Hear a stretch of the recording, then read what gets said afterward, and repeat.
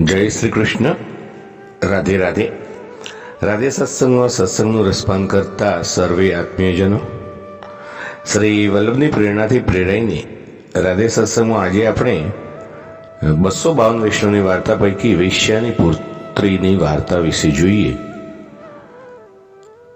પરંતુ તે પહેલા આપણે રાધે સત્સંગ ચેનલને સબસ્ક્રાઇબ ન કરી હોય તો સબસ્ક્રાઇબ કરશો, જેથી નિત્ય સત્સંગની જાણ આપને થઈ શકે. શ્રી ગોસાઈજી પરમ દયાલ કી જય. પ્રિયજનો, સદા સર્વદા આપણે વૈષ્ણવોનો સંગ કરવો જોઈએ. વૈષ્ણવોના સંગથી પ્રભુ પ્રાપ્તિ થાય છે અને થાય છે જ. એક વૈશ્યાની પુત્રીએ સાઠોદરા નાગરને ઘેર શ્રી ઠાકોરજી આગળ આખી રાત નૃત્ય કર્યા. સવાર થતાં તો એના દેહની શુદ્ધિ પણ ન રહી. ભગવદ આવેશમાં એટલી મગ્ન થઈ ગઈ. દોઢ પહોરનો દાડો ચડી ગયો. એના ઘરના સર્વે બોલાવા આવ્યા, પણ કંઈ બોલી નહીં, કંઈ સાંભળ્યું નહીં. પછી તેના ઘરના માણસ તેને પકડીને લઈ ગયા. ઘરમાં ગાંડા જેવી થઈ ગઈ. કંઈ ખાય નહીં, કંઈ બોલે નહીં.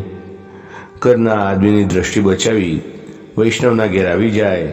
ત્યાં આવીને બોલે તો ભગવદ વાર્તા કરે અને પ્રસાદ લે. આ પ્રમાણે એનો નિત્યક્રમ થઈ ગયો. ઘરના માણસે રાજદ્વારમાં તો આ અંગે ફરિયાદ કરી દીધી કે આ વૈષ્ણવે અમારી પુત્રીને ગાંડી કરી નાખી છે.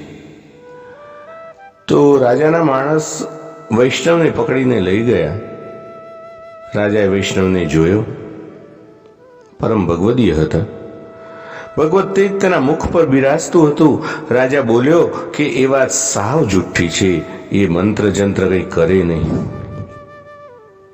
વૈષ્ણવ પોતાના ઘેર આવ્યા અને વેશ્યાની પુત્રીને તેના ઘરના માણસે કાઢી મૂકી. તેથી તે વૈષ્ણવના ઘેર આવીને રહી. શ્રી ગોસાઈજી પધાર્યા અને બાઈને નામ નિવેદન કરાવ્યું.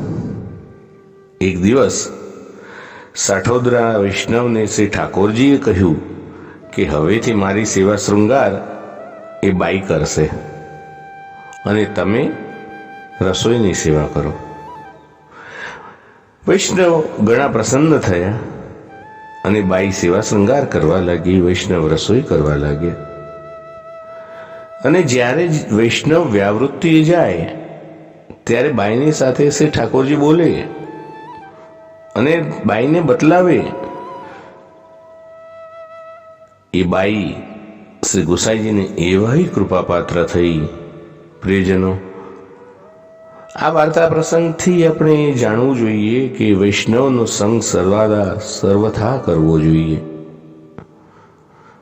આ સાથે આજના સત્સંગને શ્રી વલ્લભના ચરણોમાં સમર્પિત કરી અત્રે વિરામ લઈએ. ફરી મળીશું રાધે સત્સંગમાં નવા સત્સંગ સાથે. શ્રી ગોસાઈજી પરમ દયાલ કી જય. જય શ્રી કૃષ્ણ. રાધે રાધે.